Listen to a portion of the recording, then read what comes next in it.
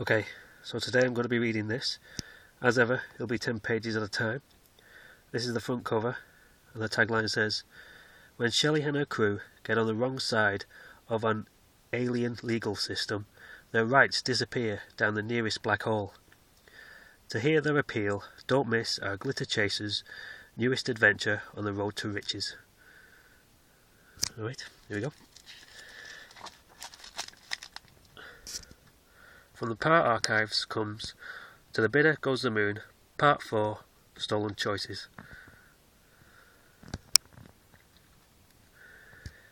Within the epicness of space, there lies an infinite amount of opportunities where anything and everything can and does exist. Ancient astronomers study and catalogue these daily wonders, humbled by the sheer complexity and majesty of the universe. Others just see it as a common street map to get to the next pot of cash.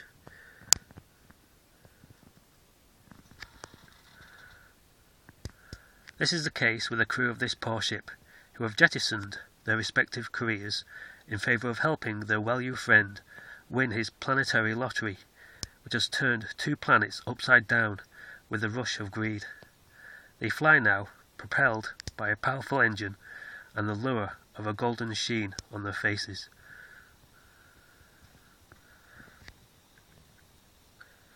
Earth, I want you to fine-tune your radar to pick up the slightest whiff of a Danat. I want their heartbeat to echo in your resistors. Is there another probe on this ship? I want my own something to order around. Use Pell. Hey, I may look like a piece of intergalactic art deco, but I do have feelings. Don't we know it? We've had to rechristen your quarters on the schematics as Pell's Sulk Room. And Shelley doesn't order me around. I analyse her commands to see if they make sense and then decide if I want to carry them out.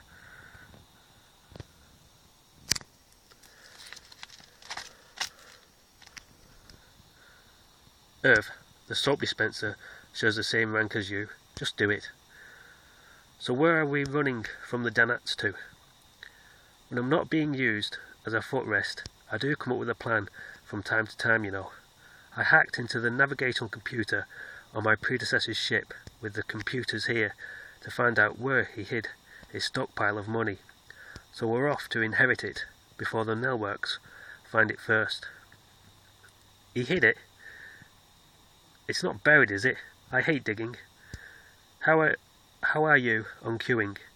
It's in a bank account in a city situated on planet Fauville-Ott, so that's where we are now headed. We are? Damn, I better turn the ship around then.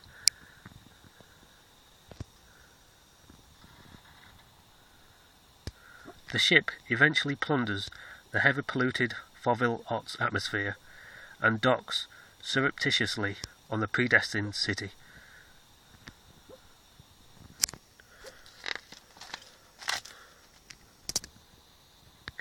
The crew deploy out and onto the enclosed street thoroughfares.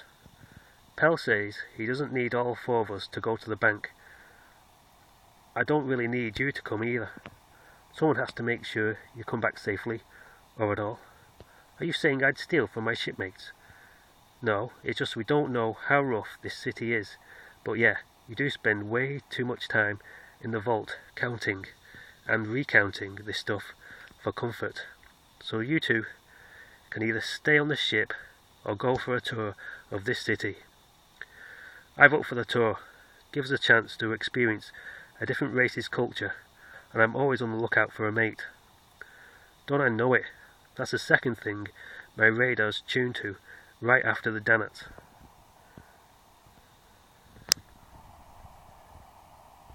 As the company splits up, they fail to notice a group of eyes staring intently at them, eyes which have been watching since their arrival moments ago. Did you see that well-you get out of that poor ship? I certainly did. Now where did you say that Tentic burger place was again? Forget that now. That well-you was moving far too sprightly to be carrying all its money. I think that poor ship is the galaxy's fastest moving cash machine. Let's check it out. Ah, that poor agent would have locked it up. How do you think we got to be on this planet in the first place? Don't forget, we nilworks have no air force of our own.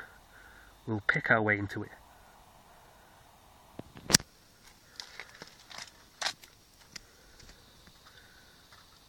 While this pair of hijackers approach the poor ship, Shelley and Pell enter the principal bank and face an Wasu-reaching queue. Shall we come back when it's a bit more slack?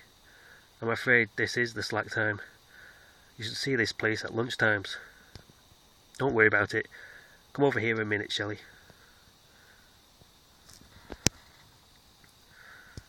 You see, there's not much point to us queuing up here all day. They won't give us anything at the end of it. Alright, pal. Explain what we're doing here then. This planet doesn't recognise well-used laws and traditions, and so won't hand over any of our dead friend's wealth. His account here is now officially frozen, which means, I'm afraid, we're going to have to steal it from them. What? I knew you wouldn't be happy about it. That's why I didn't want you to come with me, but you're here now, so are you going to help?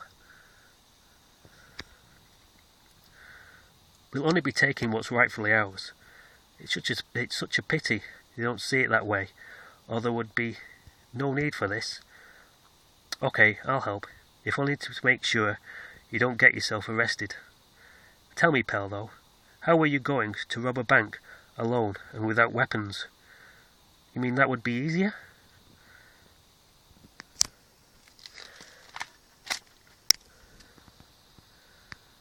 As Shelley and Pell begin their latest transaction, the other pair discover the city has only a limited appeal. If it wasn't for the fact that my directional finder is fully operational, I'd swear we hadn't left that first street.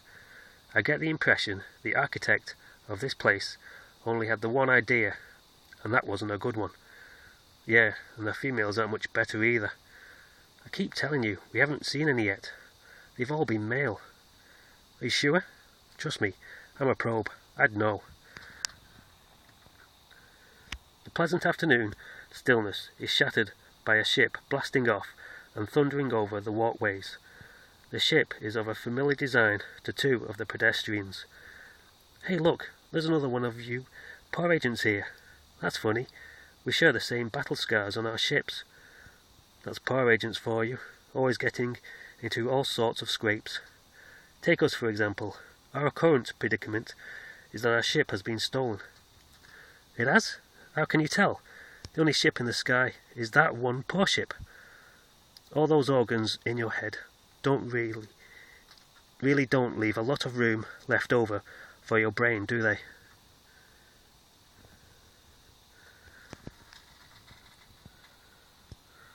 With the group now stranded on this planet, the interstellar bank robbers have no idea that their getaway vehicle has just been stolen. I'm terribly sorry about this. We won't be a moment.